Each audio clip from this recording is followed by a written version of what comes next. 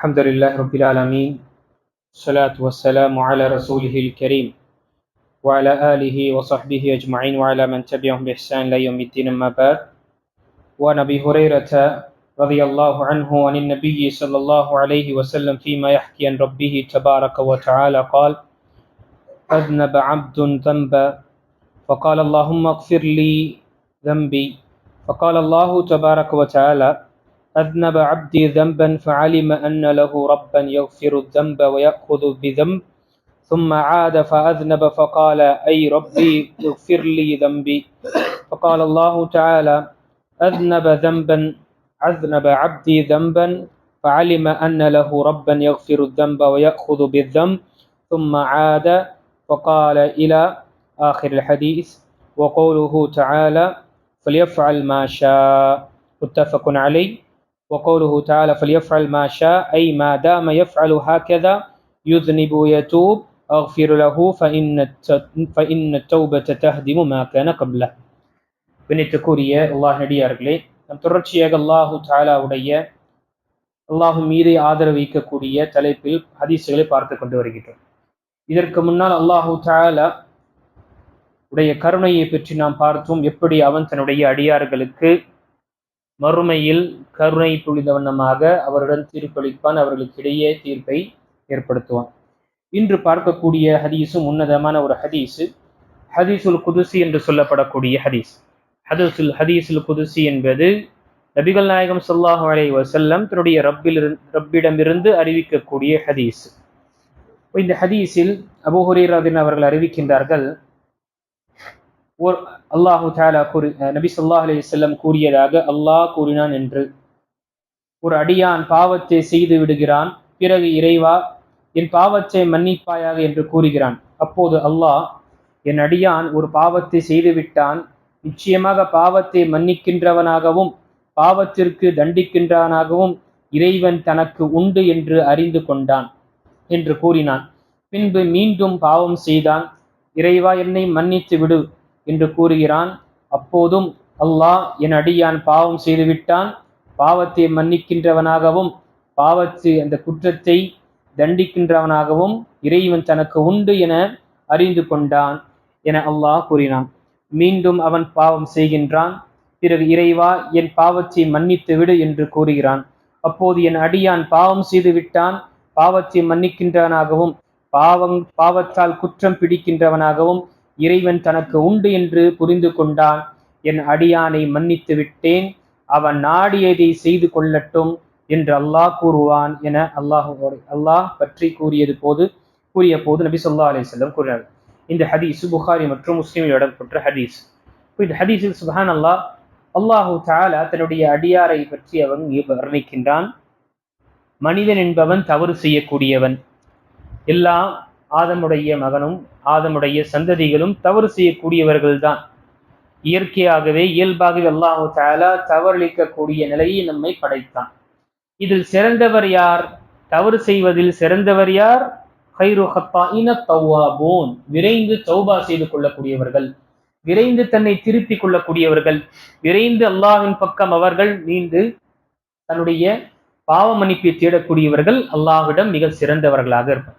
அந்த அமைப்பில் இங்கு ஹதீஸு ஒரு அடியான் அல்லாஹ் கூறுகின்றான். சுப்ஹானல்லாஹ், பாருங்க, ஒரு அடியான் பாவம் செய்துவிட்டு யா அல்லாஹ் என்னை மன்னிப்பாயாக என்று சொல்லும் பொழுது அல்லாஹ் அதற்கு பதில் சொல்லும் பொழுது என்ன கூறுகின்றான்? எனக்கு ஒரு அடியான் இருக்கின்றான், அவன் பாவம் செய்துவிட்டு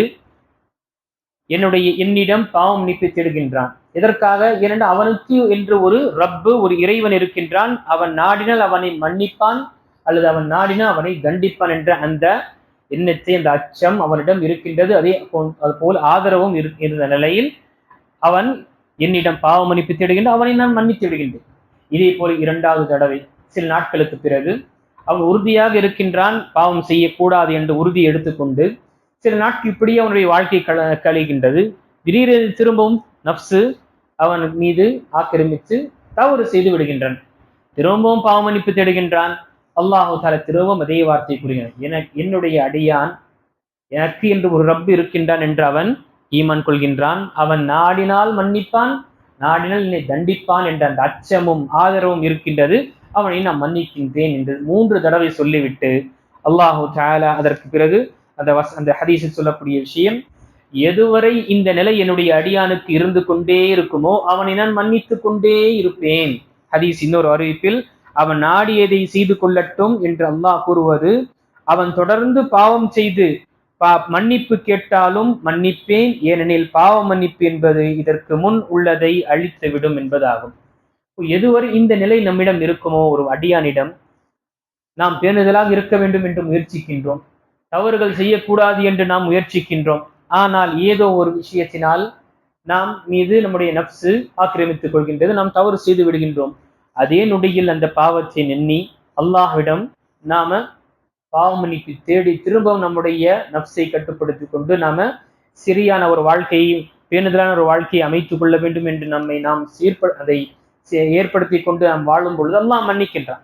திரும்பவும் நம்முடைய வாழ்க்கையில் அதே பாவம் ஏற்படும் பொழுது திரும்பவும் மன்னிக்கின்றான். எதுவரை நாம் அல்லாஹ்விடம் மன்னிப்பு கேட்டுக்கொண்டே இருப்போமோ அல்லாஹு தஆலாவும் நம்மை மன்னித்து கொண்டே இருக்கின்றான்.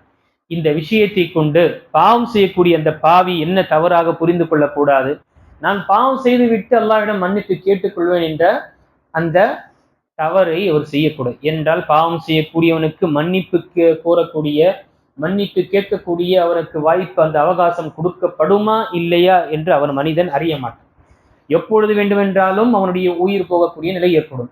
அப்ப அவன் பாவம் செய்யும் பொழுது அவனுடைய உயிர் பிரிந்தது என்றால் தௌபா செய்யக்கூடிய தௌஃபீக்கும் அந்த பாக்கியம் அவன் இழந்து விடுகின்றான்.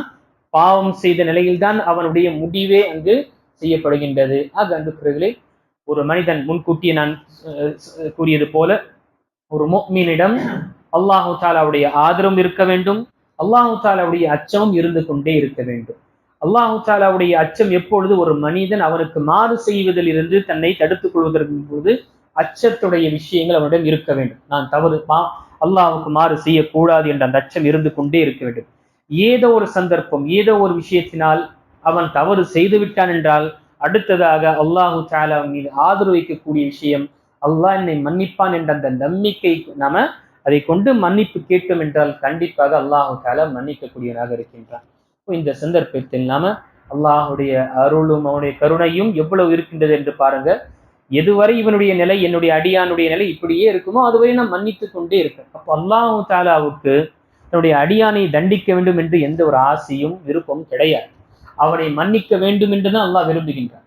ஆனால் மனிதன் என்ன செய்கின்றான், தன்னுடைய மனவீச்சையை பின்பற்றி கொண்டு அவன் அல்லாஹு தஆலாவுடைய அந்த அடியானிலிருந்து அவன் வெளியேறி ஷைத்தானுடைய அடியானாக ஆகிவிடுகின்றான், அல்லது தன்னுடைய நஃப்ஸுடைய அடியானாக ஆகிவிடுகின்றான். ஆக இந்த விஷயத்தை நாம கொள்ள வேண்டும். என்ன ஆனாலும் சரி அல்லாஹ்விடமே நாம் சார்ந்திருக்க வேண்டும், அல்லாஹ்விடம் மட்டுமே பாவ மன்னிப்பு தேட வேண்டும். அவன்தான் பாவங்கள் அனைத்தையும் மன்னிக்கக்கூடியவனாக இருக்கின்றான். ஆக நம்முடைய வாழ்க்கையில் இந்த விஷயத்தை நினைவு கொண்டு நாம அல்லாஹ் இப்படிப்பட்ட ரப்புல் ஆலமீன் எனக்கு இருக்கின்றான் என்றால் நான் எப்படிப்பட்ட ஒரு நன்றியுள்ள அடியானாக இருக்க வேண்டும் என்று நாம் நினைத்து நம்முடைய வாழ்க்கையை நாம் சீரமைத்துக் கொள்ள வேண்டும். அல்லாஹு தஆலா சொல்லக்கூடியவனுக்கும் கேட்கக்கூடிய அனைவர்களுக்கும் அல்லாஹுடைய உண்மையான ஒரு அடியார்களாக ஆகி வாழக்கூடியவர்களாக அல்லாஹ் நம்மை ஆக்கிடுவானாக. பாவத்திலிருந்து அல்லாஹ் நம்மை பாதுகாப்பானாக. தவறளித்து விட்டோம் என்றால் அல்லாஹு தஆலாவிடமே மீளக்கூடியவர்களாகவும் அவரிடமே மன்றாடக்கூடியவர்களாக அல்லாஹ் நம்மை ஆக்கிடுவானாக. ஹயாத் இருக்கும் வரை அவருடைய வழிபாட்டிலும் அவருடைய கட்டளை பூர்த்தி செய்வதிலுமே அல்லாஹ் நம்மை வைப்பானாக. மௌத்து வரும் பொழுது நம்முடைய முடிவு நல்ல ஒரு முடிவாக அல்லாஹ் நமக்கு என அருள் புரிவானாக.